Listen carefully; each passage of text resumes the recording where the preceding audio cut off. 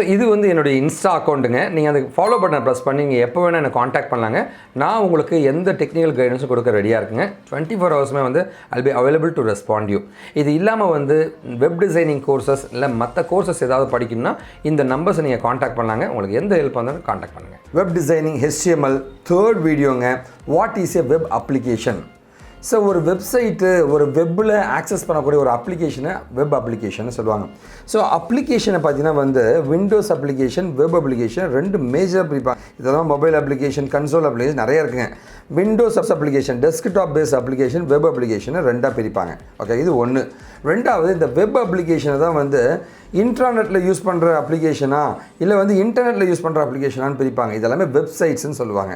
ஓகேவா? ப்ரௌசரில் ரன் பண்ணுற எந்த அப்ளிகேஷன் இருந்தாலுமே அது வெப் அப்ளிகேஷன் நம்ம சொல்லுவாங்க. ஓகேவா? ஸோ இந்த வெப் அப்ளிகேஷனை ஆப்வியஸ்லி பார்த்தீங்கன்னா வந்து HTML மூலமாக தான் வந்து டிசைன் பண்ணியிருப்பாங்க. இந்த டாப்பிக்கான லேர்னிங் லிங்க் பார்க்கலாங்க. இந்த லிங்க்கை வந்து டிஸ்கிரிப்ஷன்லையும் போட்டிருக்கேன், ஃபர்ஸ்ட் கமெண்ட்லையும் போட்டிருக்கேன். ஸோ வெப் அப்ளிகேஷன் அப்படின்னு பார்த்தீங்கன்னா வந்து what is a web application? நான் கிளிக் பண்ணுறேங்க.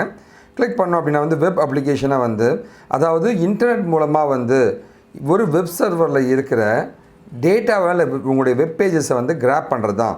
நான் ஒரு வெப் பேஜ் ரெக்வஸ்ட் ஒரு கிளைண்ட்டு கொடுப்பான், ஆட்டோமேட்டிக்காக அந்த வெப் சர்வருடைய வெப் பேஜ் வந்து இந்த சர்வர் எடுத்துகிட்டு வருங்க. ஸோ இதுதான் வந்து உங்களுடைய வெப் அப்ளிகேஷனோட நார்மலான ஒரு ப்ராசஸ்ங்க. ஓகேவா? ஸோ இங்கே பார்த்தீங்கன்னா வந்து இது அப்ளிகேஷன் சர்வர்னு சொல்லலாம், இல்லை டேட்டா பேஸ் சர்வராக கூட இருக்கலாங்க.